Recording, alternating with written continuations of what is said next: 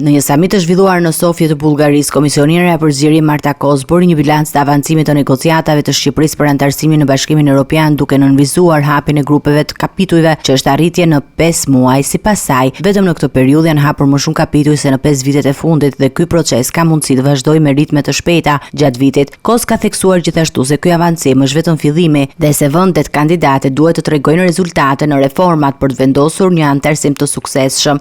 Në fjalën e saj, Kos u bëri thirrje shteteve të Ballkanit Perëndimor që të vazhdojnë reformat dhe të bashkëpunojnë ngushtë në nivel rajonal. Ajo theksoi se për të përfituar nga mundësia ofruar nga BE-ja, liderit duhet të kenë forcë për të udhëhequr me reforma të thella dhe të bëjnë kompromiset të nevojshme. Komisionerja gjithashtu inkurajoi vendet kandidate të përfitojnë nga plani i rritjes prej 6 miliardë eurosh që Bashkimi Evropian ka ofruar për të mbështetur procesin e reformave.